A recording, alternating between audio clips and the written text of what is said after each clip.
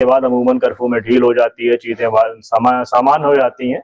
लेकिन वहां जाकर ये मालूम चला कि किसी भी कर्फ्यू में कोई ढील नहीं दी गई। एक 1.25 लाख लोगों की आबादी 6 दिनों के बाद भी एक ओपन जेल में पुलिस के द्वारा बनाई गई जेल में रह रही है। सबसे बड़ा एक मजाक है कि जिनके ऊपर इल्जाम है वही अपने बारे में जांच कर रहे हैं। हमको लगता है कि अगर स्वतंत्र जांच कमेटी बिठाई जाए तो खुद नैनीताल की जो डीएम है वो जेल चली जाएंगी। तो ये पूरा जिस तरह से कांड हुआ है उसके दो ही लोग जिम्मेदार हैं, एक वहां की डीएम और एक वहां के म्युनिसिपल कमिश्नर।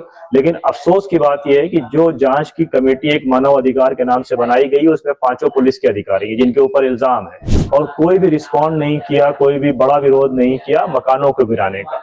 लेकिन जब मस्जिदों को गिराने की बारी आई तो पहले उन्होंने कहा कि किसी एक आदमी को मस्जिद के अंदर से जो धार्मिक ग्रंथ और चीजें रखी हुई उनको निकाल लेने दिया जाए। लेकिन प्रशासन ने उनकी बात नहीं सुनी, और वो अधिकारी जो ऑलरेडी ट्रांसफर कर दिया गया है फिर वहां पर महिलाएं उस पर कन्फ्रंट करती हैं, मस्जिद तोड़ने के लेकर कहती हैं कि जब सुनवाई 14 तारीख की है, मस्जिद में आपकी सील लगी है तो आप इसको क्यों कर रहे हैं, जिसके नतीजे में पुलिस वहां पर लाठीचार्ज करती है। 1 घंटे के बाद 1.5 किलोमीटर दूर पर एक पुलिस स्टेशन था, वहां पर जितनी गाड़ियां खड़ी थी उनमें आग लगती है।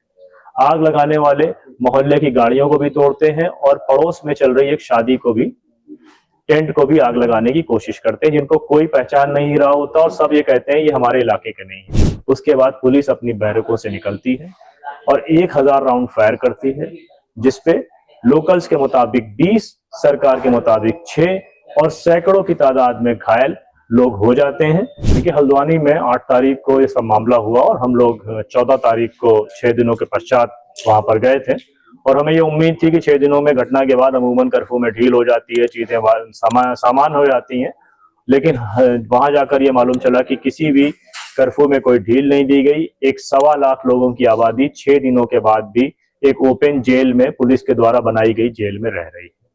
उसके इसमें प्रशासन का क्या रोल है, खासतौर पर डीएम महोदय का? डीएम महोदय किसी से बात नहीं करना चाह रही हैं। एक दिन पहले उन्होंने अपॉइंटमेंट दिया था उलेमा को, तो उलेमा ने उनसे कहा कि आपने हमें विश्वास पे लेना चाहिए था, बात करनी चाहिए थी। तो उन्होंने कहा कि हमने सबको फोन मिलाए लेकिन किसी के फोन नहीं मिले, यानी कि 80 लोग जो प्रोमिनेंट मुसलमान उलेमा है, अलग अलग पार्टीज के लोग हैं, उनको फोन किए गए और किसी के फोन नहीं मिले। ये बात उन्होंने कही और उसके बाद उठ के चली गई। तो ये पूरा जिस तरह से कांड हुआ है उसके दो ही लोग जिम्मेदार हैं, एक वहां की डीएम और एक वहां के म्युनिसिपल कमिश्नर। लेकिन अफसोस की बात यह है कि जो जांच की कमेटी एक मानव अधिकार के नाम से बनाई गई है उसमें 5 पुलिस के अधिकारी हैं जिनके ऊपर इल्जाम है।